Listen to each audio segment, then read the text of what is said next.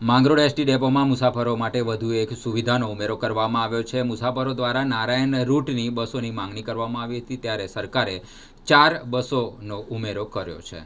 સરકાર દ્વારા 4 બસ ઉમેરો કરવામાં આવ્યો છે। નારાયણ રૂટ પર 4 બસો વધુ આપવામાં આવી છે। માંગરોળના ધારાસભ્ય ભગવાનજીભાઈ કરગઠિયા અને માંગરોળ ડેપો મેનેજર મુકેશભાઈ સોલંકીના માર્ગદર્શન હેઠળ આજે માંગરોળ એસટી ડેપો ખાતે નવી બસ સેવા શરૂઆત કરવામાં આવી છે। આ બસમાં રોજ સાંજે 3:45 વાગે માંગરોળથી પ્રસ્થાન કરશે, જેના કારણે મુસાફરોને લાંબા અંતરના પ્રવાસ માટે સરળતા મળશે। આ ઉદ્ઘાટન પ્રસંગે માંગરોળના ધારાસભ્ય ભગવાનજીભાઈ, શહેર ભાજપ પ્રમુખ લિનેશ સમૈયા સહિતના સરપંચો, નગરપાલિકા સદસ્યો, સ્થાનિક આગેવાનો અને લોકો ખાસ ઉપસ્થિત રહ્યા હતા। ગુજરાત સરકારના મુખ્યમંત્રી આદરણીય ભૂપેન્દ્રભાઈ પટેલ અને વાહન વ્યવહાર મંત્રી નાયબ મુખ્યમંત્રી હર્ષભાઈ સંઘવી દ્વારા હરેક ધારાસભ્યોને એક રૂટની નવી બસો આપવામાં આવેલી છે।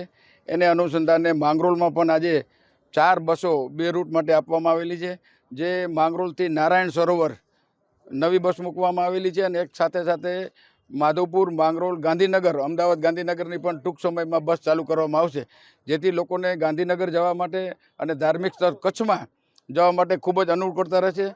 અને આધુનિક ટેકનોલોજી વળી આ બસ છે, એટલે સરળ અને સારી રીતે મુસાફરી લોકો કરી શકે, એના માટે ગુજરાત સરકારના અને નાયબ મુખ્યમંત્રી હર્ષભાઈ સંઘવીનો હું ખૂબ ખૂબ આભાર માનું છું।